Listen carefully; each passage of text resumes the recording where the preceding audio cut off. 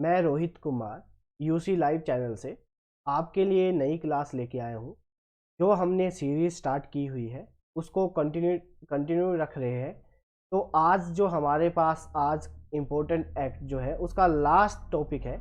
इसके बाद हम जो करेंगे जितना भी हमने अभी तक पढ़ा हुआ है उसके बेस पे मैं एमसीक्यू लेके आऊँगा। तो उम्मीद करूँगा कि आप सभी के जो एमसीक्यू हैं वो अच्छे रहें, अच्छा स्कोर आए, और ये भी उम्मीद करूंगा कि किसी का क्वेश्चन उसमें गलत ना हो। तो ठीक है जी, आज का लेक्चर स्टार्ट करते हैं। उससे पहले एक बात ध्यानपूर्वक सुनना, जो ये वीडियो है ये बहुत ही महत्वपूर्ण है, तो आप ध्यानपूर्वक उनको देखना और सुनना। तो उम्मीद यही करूंगा कि आप वीडियो को लाइक, चैनल को सब्सक्राइब और कमेंट जरूर करेंगे। तो आज का डिस्कशन स्टार्ट करते हैं। देखिए, सबसे पहले हमारे पास अब हमने जो 1892 तक एक्ट पढ़ लिए थे, अब जो नेक्स्ट एक्ट है वो है हमारे पास, एक सेकंड में पेन सिलेक्ट कर लेता हूँ। हमारे पास यहाँ पे क्या है, नेक्स्ट है Indian council act. Very very important act है, यहाँ से पता नहीं कितने ज़्यादा क्वेश्चन एसएससी में बने, और ये एक इम्पोर्टेंट है। क्यों इम्पोर्टेंट है कि इसको बोला जाता है इंडियन काउंसिल एक्ट 1909 में ये एक्ट आया था। इस एक्ट को और किस नाम से जाना जाता है, तो इसका नाम है Morley Minto reform. Morley Minto reform. अब ये कौन थे भाई साहब? ठीक है जी, जो मोर्ले भाई साहब थे ये थे सेक्रेटरी ऑफ स्टेट। जो वैकेंसी, जो पोस्ट क्रिएट की गई थी, और ये वाली पोस्ट कब क्रिएट की गई थी मुझे कमेंट सेक्शन में बताना जल्दी से जल्दी, फिर मैं बताता हूँ।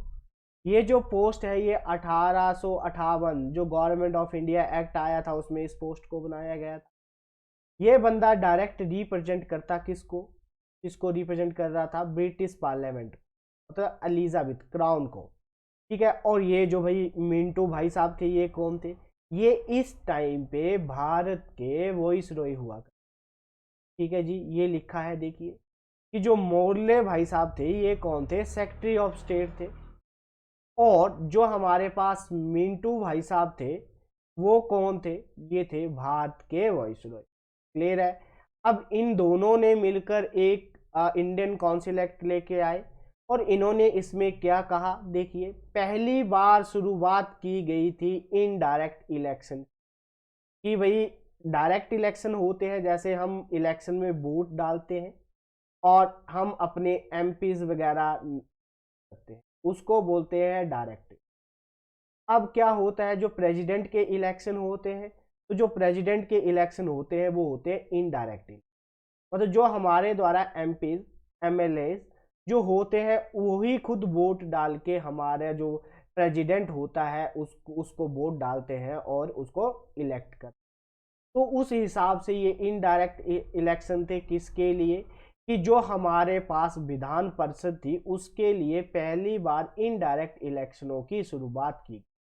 तो पेपर में यही क्वेश्चन बना हुआ है कि पहली बार इनडायरेक्ट इलेक्शन कब करवाए गए थे, तो इंडियन काउंसिल एक्ट 1909 में, या लिखा होगा मोर्ले मिंटो रिफॉर्म। अब दूसरी बात क्या की गई कि इसमें क्या कहा गया कि सेपरेट इलेक्टोरेट्स, कि मुसलमानों के लिए अलग क्या होना चाहिए, जो निर्वाचक मंडल की स्थापना की गई, कि पहली बार मुसलमानों के लिए अलग अलग निर्वाचक मंडल की शुरुआत की गई। तो ये बहुत ही इम्पोर्टेंट है कि पहली बार मुसलमान क्या करते, अलग रिप्रेजेंटेशन होती उनकी। ठीक है जी, तो पहली बार कहाँ कब इंट्रोड्यूस किया गया था मोर्ले मिंटो रिफॉर्म? 1909 में, या इंडियन काउंसिल एक्ट 1909।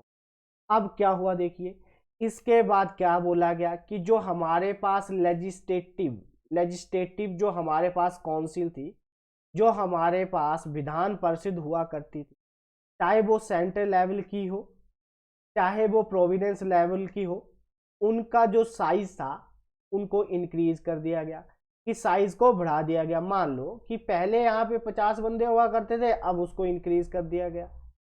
अब कहा गया कि जो हमारे पास सेंट्रल लेजिस्लेटिव काउंसिल है, कि जो केंद्रीय केंद्रीय परिषद जो हमारे विधान परिषद है उसमें इसको इंक्रीज कर दिया गया। पहले यहाँ पे जो बंदे हुआ करते थे वो हुआ करते थे 16, अब उसको बढ़ा के कितना कर दिया गया, 60 कर दिया गया। बोला गया कि जो हमारे पास किस पे, सेंट्रल लेवल पे। और क्या बोला गया कि जो नंबर ऑफ मेंबर है प्रोविंशियल काउंसिल में, जो प्रांतीय हमारे पास, उसमें जो था उसको, उसमें कोई चेंज नहीं किया गया, मतलब उसको एक समान ही रखा गया, उसमें कोई चेंज नहीं किया गया कि मतलब जितने हैं उतने ही बंदे रहेंगे। दूसरा, अब कहा गया कि केंद्रीय जो हमारे पास लेजिस्लेटिव काउंसिल है उसमें क्या किया गया कि मेजोरिटी को मेंटेन रखने के लिए, बहुमत बनाए रखने के लिए ये बात की गई। परंतु जो हमारे पास प्रोविंशियल लेजिस्लेटिव था उसमें नॉन सरकारी बहुमत की अनुमति दी गई, कि मतलब कि कहा गया कि वहां पे नॉन ऑफिशियल, मतलब यहाँ जो सेंट्रल पे होगा उसको ऑफिशियल देखेंगे, मतलब ऑफिशियल का मतलब जो ब्रिटिश गवर्नमेंट नॉमिनेट करके भेजेगी वो इसको संभालेंगे। पर जो प्रांतीय था उसमें कोई भी आ सकता था, चाहे वो राजा हो या कोई और हो, वो वहां पे अपने आप को रिप्रेजेंट कर सकता। यहां तक बात समझ में आई? ठीक है, इंपॉर्टेंट है, ध्यान पूर्वक सुन।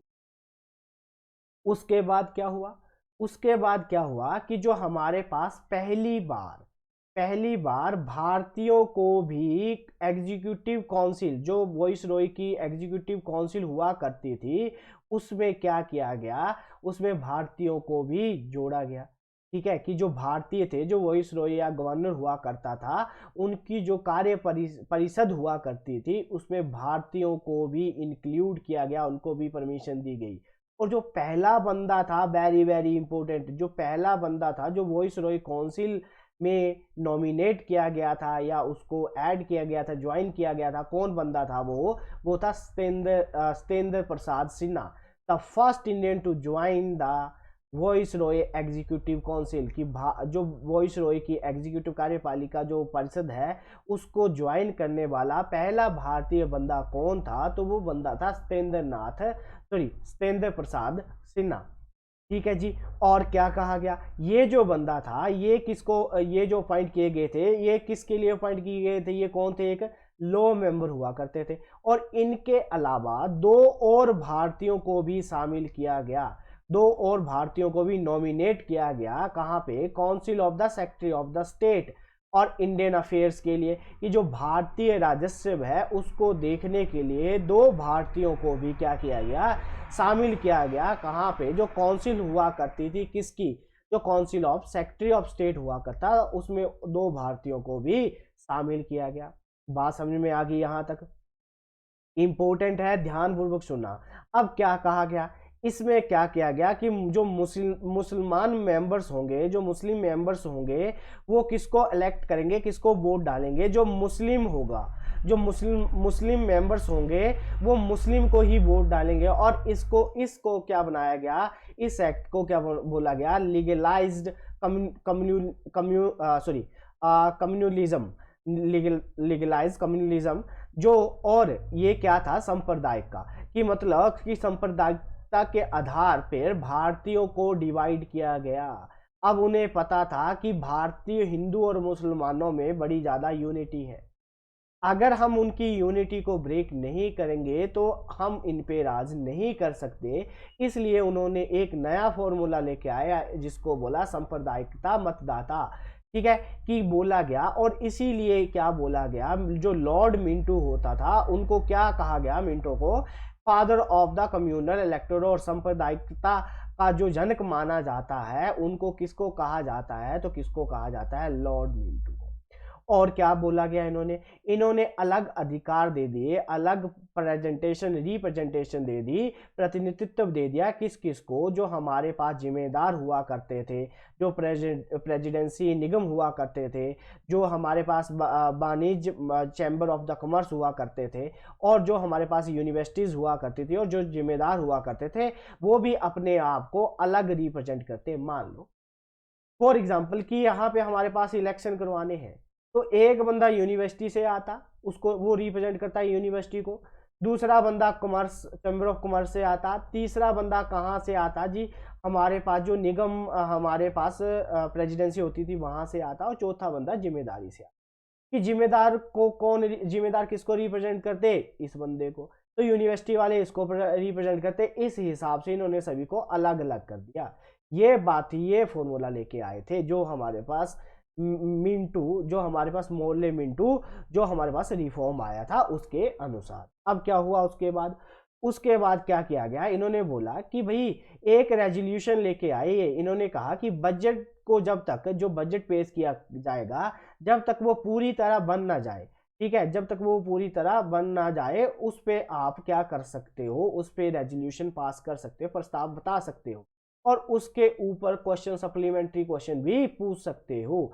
सप्लीमेंट्री क्वेश्चन का मतलब होता है कि भाई आप क्वेश्चन पूछ सकते हो कि ये बात कैसे हुई, उसमें आप कोई एडिशन या उसमें कुछ अगर संशोधन करना है, वो आपके क्वेश्चनों को वैलिड नहीं किया जा सकता, आप बस बता सकते हो। वो करना है या नहीं करना है वो कौन बताएगा, जो ब्रिटिश गवर्नमेंट है, जो ब्रिटिश है वो सोचेगी इसको इम्प्लीमेंट करना है या नहीं करना है, बस आप बता सकते हो, उनको पूछ सकते हो। ठीक है जी। अब क्या हुआ, अब उसके बाद नेक्स्ट एक्ट आ गया, गवर्नमेंट ऑफ इंडिया एक्ट 1919। ठीक है जी, 1919 में एक एक्ट आया जिस एक्ट का नाम क्या था, मोटेगू चेम्सफोर्ड रिफॉर्म। मोटेगू चेम्सफोर्ड जो हमारे पास रिफॉर्म आया उसको और किस नाम से कहा जाता है, गवर्नमेंट ऑफ इंडिया एक्ट। ये भी वेरी वेरी इंपॉर्टेंट एक्ट है। ठीक है जी, इसमें भी बड़ी बातें कही गई थी। और जो 1919 13 अप्रैल 1919 को एक इंसिडेंट हुआ था। ठीक है जी, और वो इंसिडेंट हम जब पढ़ेंगे ना इवेंट्स, उसमें मैं पढ़ाऊंगा कौन सा हुआ था, जलियांवाला बाग हत्याकांड। ठीक है, उसके बाद ये वाला एक्ट भी। अब क्या हुआ कि जो मोटेगू था उसने एक स्टेटमेंट दी, जिस स्टेटमेंट को अगस्त ऑफर भी कहा जाता, सॉरी अगस्त भी कहा जाता है, अगस्त स्टेटमेंट भी कहा जाता है। वो कब आई थी, 1917 में आई। इसमें क्या कहा गया कि गवर्नमेंट ने अनाउंस करा कि भाई जो हमारा संविधान है, ठीक है, जो हमारा संविधान है उसमें कुछ सुधार करने की जरूरत है, उसमें हम कुछ सुधार करेंगे। और ये सुधार कब करेंगे, जुलाई 1918 में। और इस चीज को क्या नाम दिया गया, मोटेगू चेम्सफोर्ड या मोटेगू फोर्ड रिफॉर्म कहा गया। और इसको गवर्नमेंट ऑफ इंडिया रिफॉर्म कहा गया कि जो अगस्त हमारे पास अगस्त में आया था, मोटेगू अगस्त 1917 में आया था, उसमें यह कहा गया कि भारतीय संविधान में कुछ सुधार करने की जरूरत, और उन सुधारों में क्या क्या किया जाएगा ये मैं आगे। इसमें क्या कहा गया देखिए, जो मोटेगू चेम्सफोर्ड था उसने बोला कि भारत में ब्रिटिश सरकार द्वारा धीरे धीरे भारत में जो सेल्फ गवर्नमेंट है, मतलब सेल्फ गवर्निंग इंस्टीट्यूशन की पेशकश की गई कि भाई अब क्या है, भारत को सेल्फ गवर्निंग मतलब वहाँ के लोग ही क्या करेंगे, अपने देश को संभालेंगे, उसकी बात की गई।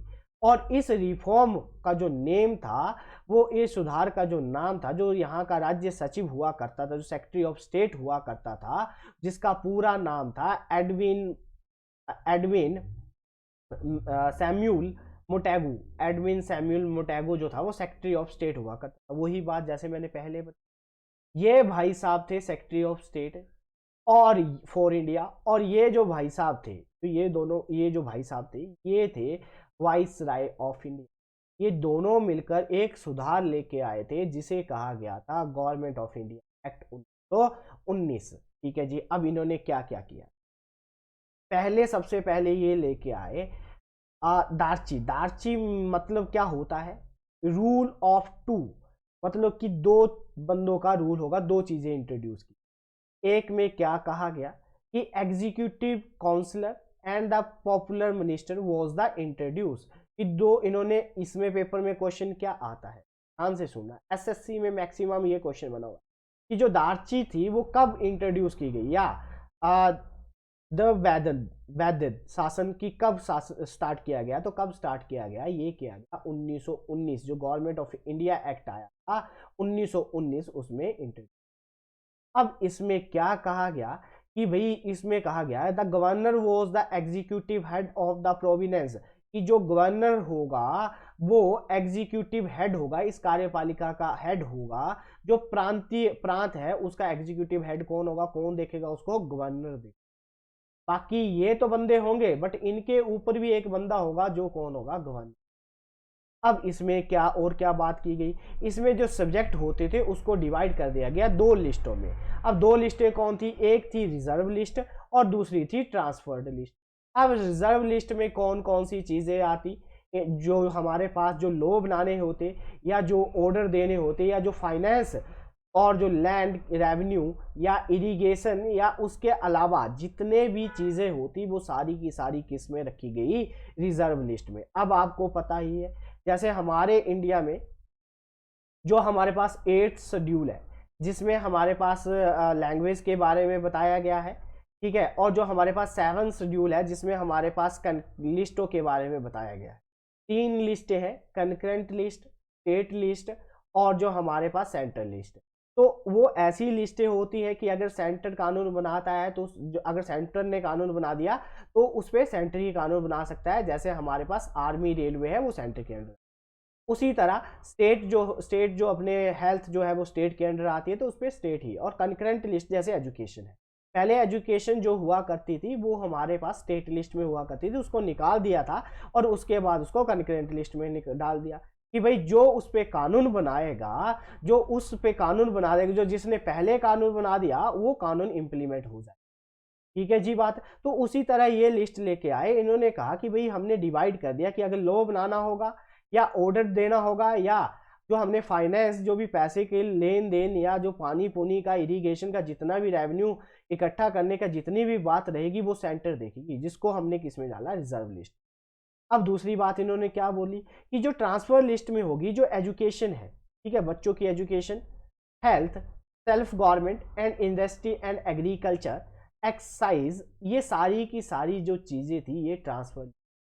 मतलब मान लो कि ये जो रिजर्व लिस्ट थी इसको सेंटर देखता और जो ट्रांसफर लिस्ट थी उसको स्टेट देखती, मतलब प्रोविनेंस देखती। इसको ब्रिटिश गवर्नमेंट संभालता और वहां पे जो प्रोविनेंस में जो कठपुतली बैठी हुई थी ब्रिटिश की वो इसको देखती। क्लियर है जी बात। मैं उम्मीद करूंगा कि आपको कोई भी बात जो है वो मतलब भूलनी नहीं चाहिए और उम्मीद करूंगा कि आपको समझ में आ रहा होगा। ठीक है जी। अब क्या हुआ कि जो सेक्रेटरी ऑफ स्टेट था और जो गवर्नर था, ठीक है, उनको क्या बोला कि आप इंटरफेरेंस कर सकते हो किस पे, रिजर्व लिस्ट पे और इसके अलावा ट्रांसफर लिस्ट पे, इन दोनों में आप इंटरफेरेंस कर सकते हो। परंतु उनकी जो रिस्ट्रिक्शन थी, उनको जो हस्तक्षेप था उस पे, मतलब उस पे जो टांग अड़ाने वाली बात थी वो आप टांग अड़ा सकते हो, बट उनको कहा गया कि आप इसमें ज्यादा मतलब कुछ ऐसे उनको लिमिटेशन दे दी गई, इससे ऊपर नहीं जा सकते। मतलब कुछ ऐसी बातें हैं कि कहा गया कि आप जो उनकी जो रिस्ट्रिक्शन है वो सीमित कर दी गई, मतलब आप यहीं इसी तक, मतलब कुछ ऐसे पॉइंट थे कि वहां पे वो अपनी टांग नहीं अड़ा सकते थे। उनको बस उनकी जो रिस्ट्रिक्शन थी, उनका जो एरिया था वो रिस्ट्रिक्टेड कर दिया गया कि भाई आप तो कर तो सकते हो, मतलब उसमें इंटरफेरेंस तो कर सकते हो, पर कुछ ऐसे मैटर है जिसमें आप इंटरफेरेंस नहीं कर सकते। अब ये बहुत ही इंपॉर्टेंट है कि औरतों को भी वोट डालने का अधिकार दे दिया गया। इंपॉर्टेंट है। अब इसमें पता है क्या है कि इसमें कहा गया कि सभी औरतों को वोट डालने का अधिकार नहीं दिया गया था। इसमें उन औरतों को वोट डालने का अधिकार दिया गया था जो पढ़ी लिखी होती, ठीक है, कुछ चुनिंदा महिलाओं को ही ये अधिकार मिला था कि आप इलेक्शन में वोट डाल सकते हो, राइट टू वोट। इंपॉर्टेंट है कि औरतों को इलेक्शन में वोट डालने का अधिकार कब दिया गया, तो जो गवर्नमेंट ऑफ इंडिया एक्ट हुआ करता था 1919, उसमें ये अधिकार दिया गया था। ठीक है जी। और वो भी कुछ चुनिंदा महिलाएं ही थी। ठीक है जी। अब क्या हुआ, अब ये भी इंपॉर्टेंट है, इंपॉर्टेंट देखना, इसमें क्या पूछा जाता है कि जो वाई कैमल अरेंजमेंट था, ठीक है, द्विशासन प्रणाली, वो कब इंट्रोड्यूस, उसकी शुरुआत कब की गई थी, उसकी शुरुआत की गई थी गवर्नमेंट ऑफ इंडिया एक्ट 1919 या जो हमारे पास कौन थे, मोटेगू चैम्सफोर्ड रिफॉर्म 1919, उसमें वाई कैमेल जो अरेंजमेंट थी उसकी शुरुआत की गई थी, द्विशासन व्यवस्था की शुरुआत की गई थी। इसमें क्या कहा गया, लोअर हाउस और द सेंट्रल लेजिस्लेटिव असेंबली को बनाया गया कि एक क्या होगा, लोअर हाउस होगा और एक अपर हाउस होगा। जो लोअर हाउस होगा, निचला जो सदन होगा या जो केंद्रीय विधान परिषद होगी, उसमें क्या किया जाएगा कि भाई 144 बंदे होंगे। कितने होंगे कि जो हमारे पास लोअर हाउस है या सेंट्रल लेजिस्लेटिव असेंबली है, केंद्रीय परिषद जो हमारे पास सभा है, विधानसभा है, उसमें 144 बंदे होंगे और उसमें से 41 बंदे जो है वो नॉमिनेट किए जाएंगे, ठीक है, और 103 बंदों को इलेक्ट किया जाएगा। बोला कि भाई जो आपके पास केंद्रीय विधानसभा है उसमें 144 बंदे होंगे, जिसमें से 41 को नॉमिनेट करेगा, गवर्नर करेगा या ब्रिटिश गवर्नमेंट करेगी, और 103 पे इलेक्शन हो। दूसरा था अपर हाउस, जो हमारे पास काउंसिल ऑफ द स्टेट, जैसे हमारे पास लोअर हाउस होता है जिसको लोकसभा बोला जाता है, ठीक है, जिसपे हम जो हमारे पास इलेक्शन होते हैं वो डायरेक्ट इलेक्शन होते हैं, जिसमें हम एमपीज को नॉमिनेट करते हैं, एमपीज को इलेक्शन में जितवाते हैं। जैसे हमारे पास हमारी स्टेट की 4 सीटें हैं लोकसभा में, उसी तरह हर स्टेट की सबसे अलग अलग सीटें होती हैं। जैसे सबसे ज़्यादा जो सीटें हैं वो यूपी की है, ठीक है जी, उसके बाद वेस्ट बंगाल की है और उसके बाद महाराष्ट्र की है। ये हमारे पास एमपी, सबसे ज़्यादा एमपी यूपी की है, इसीलिए कहा जाता है कि यूपी, अगर हमारे पास यूपी में अगर जिसकी सरकार है, ठीक है, यूपी में जो सरकार जीतती है उसकी ही सरकार बनती है। तो उसी तरह हम यहाँ पे होता है अपर हाउस और lower house, lower house Lok Sabha और अपर हाउस राज्यसभा। अब इन्होंने अपर हाउस को क्या बोला गया, काउंसिल ऑफ द स्टेट बोला गया। इसमें 60 बंदे होंगे, ठीक है, 60 सदस्य होंगे, जिसमें से 26 को नॉमिनेट किया जाएगा और 34 पे इलेक्शन होंगे, ठीक है जी। अब हमारे पास जैसे ही लोकसभा और राज्यसभा का है, तो उसमें भी लोकसभा में हमारे पास 2 बंदे जो होते हैं उनको नॉमिनेट किया जाता है अभी प्रेजेंटली, ठीक है, जो एंग्लो इंडियन है उनको। तो अभी एंग्लो इंडियन वाला जो कंसेप्ट है उसको खत्म कर दिया गया है और राज्यसभा में 12 बंदों को नॉमिनेट किया जाता है प्रेसिडेंट के द्वारा, ठीक है, 2 जो को नॉमिनेट किया जाता है एंग्लो इंडियन को, वो भी प्रेसिडेंट के द्वारा। तो उसी तरह क्या कहा गया कि भाई इतने बंदे होंगे और इन बंदों को क्या किया जाएगा, कुछ का इलेक्शन होगा और कुछ को नॉमिनेट किया जाएगा। अब क्या कहा गया कि जो काउंसिल ऑफ द स्टेट है, कि भाई जो अपर हाउस है वहां पे जो बंदे होंगे उनका जो मतलब वो कितने साल के लिए होंगे, 5 साल के लिए होंगे, ठीक है, और वो सारे के सारे कौन होंगे, पुरुष होंगे, ठीक है जी। कि हमारे पास राज्यसभा, मतलब ऐसे याद रख लो कि जो अपर हाउस है वो राज्यसभा है, तो उसके लिए जो बंदे का टेन्योर होगा, जो उनका ड्यूरेशन होगी, जो शासनकाल होगा, जो कार्यकाल होगा उनका, वो 5 सालों के लिए होगा और वो सारे के सारे कौन होंगे, मेल होंगे, मतलब पुरुष होंगे। और जो हमारे पास सेंट्रल लेजिस्लेटिव असेंबली है, जो केंद्रीय विधानसभा है, उसके लिए जो बंदों का टेन्योर होगा, जो कार्यकाल होगा, वो 3 वर्षों के लिए होगा। ये जो बात कही गई थी बच्चों, ये कही गई थी 1919 में जो गवर्नमेंट ऑफ इंडिया एक्ट आया था, उसमें ये बात कही गई थी, ठीक है जी। अब उसके बाद क्या हुआ, उसके बाद आ गया गवर्नमेंट ऑफ इंडिया एक्ट 1935। ये government of India act 1935 important है क्योंकि जितना भी हमारा कॉन्स्टिट्यूशन, जो हमारा कॉन्स्टिट्यूशन लिखा गया था, उसमें जितनी भी बातें ली गई हैं, जो अच्छी अच्छी बातें थी, वो सारी की सारी बातें गवर्नमेंट ऑफ इंडिया एक्ट 1935 से ली गई हैं। अब क्या हुआ, ऑल इंडिया फेडरेशन, कि भाई इसमें अखिल भारतीय संघ की स्थापना की गई। किसकी स्थापना की गई, अखिल भारतीय संघ की, मतलब ऑल इंडिया फेडरेशन की स्थापना की गई, जिसमें क्या कहा गया, इसमें प्रांतीय और रियासतों की को इकाइयों के रूप में शामिल किया गया। मतलब इसमें जो प्रांत थी और जो रियासतें हुआ करती थी उनको इसमें शामिल किया गया, ठीक है जी।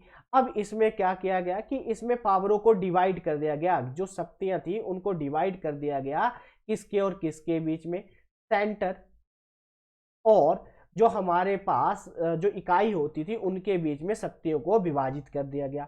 और 3 लिस्टें बनाई गई, कौन कौन सी, फेडरल लिस्ट, जिसमें फेडरल सेंटर जिसपे लो बनाता, और उसमें कितनी सूचियां थी, मतलब 59, मतलब 59 सूचियों पे वो लो बनाता। प्रोविनेंशनल मतलब प्रांतीय, और इसमें जो प्रांतीय मतलब जो हमारे पास प्रांत हुआ करते जिनको वो जो देखता था उस पे उसमें कितनी सूचियां थी, तो 54। अब उसी तरह कंकरेंट लिस्ट, अब कंकरेंट लिस्ट में दोनों रूल बना लेते, दोनों उस पर क्या कर सकते हैं, दोनों क्या होते उस पर रूल बना सकते थे, और उसमें कौन सी 36 जो सूचियां थी उनको शामिल की। जैसे मैंने आपको बताया था 7 शेड्यूल है इंडियन कॉन्स्टिट्यूशन में। 3 हमारे पास लिस्टें हैं, सेंट्रल लिस्ट, स्टेट लिस्ट और कंकरेंट लिस्ट। ठीक है जी, कंकरेंट लिस्ट। अब इसमें सेंट्रल रूल बनाता, स्टेट रूल बनाता, और कंकरेंट में वो दोनों के दोनों क्या करते, रूल बनाते। क्लियर है जी बात। अब नेक्स्ट है हमारे पास, अब क्या हुआ, एक रेजिड्यू पावर जो हमारे पास जो दी गई किसको, वाइसराय को, कि हमारे पास जो जो हमारे पास पावर दी गई, रेजिड्यू जो पावर है वो दी गई किसको, वाइसरॉय को। इसमें क्या कहा गया कि जो हमारे पास ये जो फेडरेशन नेवर भी कम इनटू बिगनिंग। ठीक है जी, कि जो हमारे पास ये जो फेडरेशन था, जो हमारे पास महासंघ था, वो कभी अस्तित्व में नहीं आया, क्योंकि इसके लिए जो प्रांत, जो हमारे पास रियासतें थी वो नहीं मानी, उन्होंने कभी इसको ज्वाइन ही नहीं करा, जो इन्होंने कभी ज्वाइन ही नहीं करा। बट जब हमारा देश आज़ाद हुआ, जब हमारा कॉन्स्टिट्यूशन लिखा गया, तो हमारे पास इसको बनाया गया, जो हमारे पास 7 शेड्यूल है, जो 7th शेड्यूल है, जिसमें हमारे पास मैंने आपको बोला सेंट्रल लिस्ट है, तो उसमें 1950 में जब हमारे कॉन्स्टिट्यूशन को अडॉप्ट किया गया, तो जो आर्टिकल नंबर 236 है वो इसके बारे में बताता है, किसके बारे में, फेडरेशन रेजिड्यू पावर के बारे में। जो हमारे पास फेडरेशन है, जो महासंघ है, उसके बारे में ये वहां पे बताता है, जो 7th शेड्यूल में लिखी गई। क्लियर है जी। जो हमारा मैंने आपको अभी पीछे बताया था कि जो 7th पार्ट है हमारा, ठीक है, उसमें हमारे पास 3 लिस्टें आती हैं, ठीक है, कंकरेंट, स्टेट और वो, और ये शेड्यूल अलग है हमारे पास। ठीक है जी। अब क्या हुआ कि जो प्रोविनेंस था, जो हमारे पास जो प्रांतियों की स्वाधीनता थी, मतलब ऑटोनॉमी जो थी, ठीक है, अब क्या हुआ कि जो हमारे पास जो दार्ची जो द्विपैदीय जो शासन था, उसको जो इम्प्लीमेंट किया गया था प्रोविनेंस में, उसको समाप्त कर दिया गया और इंट्रोड्यूस किया गया। क्या बोला गया, शुरुआत की गई कि प्रांतियों की खुद अपना शासन करेंगे, उस पर वो खुद ही सब कुछ संभालेंगे, उसकी शुरुआत की गई कि प्रांतियों में द्वि शासन की समाप्त कर दिया गया, और इसके स्थान पे प्रांतीय स्वतंत्रता की शुरुआत की गई कि भाई इसको खुद के खुद ही कौन देखेंगे, ये बंदे देखेंगे, जो हमारे पास प्रोविनेंस की जो अधिकार है, इनकी जो जितना भी रूल वगैरह है वो सब यही देखेंगे। ठीक है जी। अब क्या हुआ, अब एक चीज जो बाई कैमिलिज्म था, जो हमारे पास इंट्रोड्यूस किया गया था, वो कहाँ इंट्रोड्यूस किया गया था, bicameralism 6 out of the 11th provinces, कि जो 11 प्रोविनेंस थे, प्रांत थे, उनमें से बस 6 पे ही ये चीज द्विसदन की शुरुआत की गई थी। द्विसदन का मतलब कि हमारे पास लेजिस्लेटिव असेंबली भी होती और लेजिस्लेटिव काउंसिल भी होती, बस दो के जो हमारे पास प्रांत थे वहां पे इसको इम्प्लीमेंट किया गया था। जैसे देखिए कुछ कुछ स्टेट में क्या होता है कि लेजिस्लेटिव असेंबली भी होती है और लेजिस्लेटिव काउंसिल भी होती है। लेजिस्लेटिव असेंबली हमारा लोअर हाउस होता है, लेजिस्लेटिव काउंसिल जो होती है ये क्या होता है, अपर हाउस होता है। जैसे राज्यसभा होती है, जैसे लोकसभा होती है, वैसी। अब ये जो हमारे पास कहाँ कहाँ इंट्रोड्यूस किया गया, बंगाल में, बॉम्बे में, मद्रास में, बिहार में, असम में और यूनाइटेड प्रोविनेंस में इसको बाइकैमियल जो था इसको की शुरुआत की गई। लेजिस्लेटिव काउंसिल बनाई गई जिसमें एक अपर हाउस होता और लेजिस्लेटिव असेंबली की शुरुआत की गई जिसको लोअर हाउस बोला जाता। ठीक है, बट इन पे कुछ जो थी, इनकी जो शक्तियां थी उस पर प्रतिबंध लगाया था, मतलब रिस्ट्रिक्शन दे के रखी हुई थी। मतलब ऐसा नहीं है कि इन पे बना दी गई तो कुछ कामों के लिए इन पे प्रतिबंध लगा के रखा हुआ था कि भाई आप कुछ ही डिसीजनों पे अपना निर्णय दे सकते हैं। क्लियर है जी बात। तो आपको पता होना चाहिए जी जो बाइकैमिलिज्म था वो कितनी प्रोविनेंस पे स्टार्ट किया गया था, तो 6 पे स्टार्ट किया गया था आउट ऑफ 11।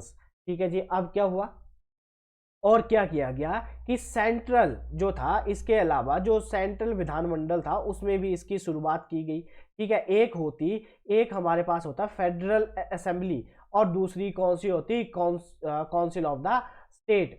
ठीक है जी, इसको बोल सकते हैं राज्यसभा। ठीक है, कौन होती है, राज्यसभा। और ये जो हमारे पास होती, ये कौन होती, लोकसभा। ठीक है जी। अब इसकी शुरुआत जो की गई वो सेंटर पे भी की गई। अब कहा गया कि जो ये असेंबली है, फेडरल असेंबली है, इसका जो ड्यूरेशन होगी वो 5 सालों के लिए होगी। कितने सालों के लिए होगी? 5 सालों के लिए होगी। और ये 5 सालों के बाद डिसॉल्व हो जाएगी। और अगर हम चाहें तो उससे पहले भी हो सकता है। आपको भी पता होगा कि जो हमारी लोकसभा है वो 5 सालों से पहले भी भंग हो सकती है। हो सकती है, क्यों हो सकती है? अगर कोई सरकार टूट गई तो सरकार के टूटने से वो लोकसभा क्या होगी? भंग होगी। अब नए इलेक्शन होंगे और तब तक जब जब तक नए इलेक्शन नहीं होंगे तब तक सारे के सारे जो कानून है वो कौन पास करेगा, कौन उस पर ऑर्डिनेंस देगा? प्रेसिडेंट। कौन ऑर्डर देगा जी? प्रेसिडेंट इसमें क्या सुनाएगा? ऑर्डर सुनाएगा। ठीक है जी। अब कहा गया कि जो काउंसिल ऑफ इंडिया है, ठीक है, उसको खत्म कर दिया गया। जो हमारे पास 1858 में जो काउंसिल ऑफ इंडिया, ठीक है, उसकी स्थापना की गई थी, भारतीय जो परिषद थी उसकी स्थापना की गई थी। ठीक है, जो गवर्नमेंट ऑफ इंडिया एक्ट आया था 1858 में, उसमें भारतीय परिषद की स्थापना की गई थी, उसको समाप्त कर दिया गया। और जो secretary of state of the India जो हुआ करता था, वो उसकी जो टर्म थी वो एक एडवाइजर, सलाहकार के रूप में ही रह गई। कि भाई जो सेक्रेटरी ऑफ स्टेट हुआ करता था इंडिया के लिए, उसका वो जो था वो एक सलाहकार के रूप में ही रह गया। ठीक है जी। बात यहां तक उम्मीद करता हूं आपको अच्छे से समझ में आया होगा। तो इस वीडियो को ध्यानपूर्वक देखते रहे। ठीक है, ये बहुत ही इंपॉर्टेंट वीडियो है। ठीक है जी। अब और क्या किया गया? इंपॉर्टेंट है कि इस एक्ट में जो 1935 का एक्ट आया था उसमें जो आरबीआई है, जो रिजर्व बैंक ऑफ इंडिया है, उसकी स्थापना की गई। कि आरबीआई की जो स्थापना है वो कब की गई, किस एक्ट के थ्रू आया? तो जो गवर्नमेंट ऑफ इंडिया एक्ट हुआ करता था, कौन सा? 1935 जो एक्ट था, उसके अकॉर्डिंग जो आरबीआई की स्थापना की गई। और क्या कहा गया? ये क्या करेगा कि जितनी भी रेगुलेशन है, जो पैसे का लेन देन है, उसका हिसाब किताब रखेगा। कौन? आरबीआई। और क्या किया गया कि जो मत देने का अधिकार है, उसकी जो जनसंख्या है, उसका जो दायरा है उसको बढ़ा दिया गया। पहले बस जो वोट डाल सकते थे वो 3% ही डाल सकते थे, अब उसको बढ़ा के कितना कर दिया गया? 14%। मतलब जितनी भी पॉपुलेशन है, जितनी भी जनसंख्या है, उसमें पहले 3% लोग ही क्या कर सकते थे? वोट डाल सकते थे, उनको अधिकार था। ठीक है, अब क्या कर दिया गया? उसको बढ़ाकर कितना कर दिया गया? 14%, 14%। और 1937 में फेडरल कोर्ट की स्थापना की गई। 1937 में किस कोर्ट की स्थापना की गई? जो फेडरल कोर्ट था उसकी स्थापना की गई। और बाद में इसको क्या कहा गया? Supreme court of India. जब हमें आज़ादी मिल गई 1947 में, 15 अगस्त 1947 को जब देश आज़ाद हो गया और जब हमारा कॉन्स्टिट्यूशन अडॉप्ट किया गया 1950 में, तब इसका नाम क्या कर दिया गया? इसको क्या कहा गया? फेडरल कोर्ट को सुप्रीम कोर्ट ऑफ इंडिया की स्थापना की गई। यहां तक मुझे आशा है कि आपको समझ में आया होगा।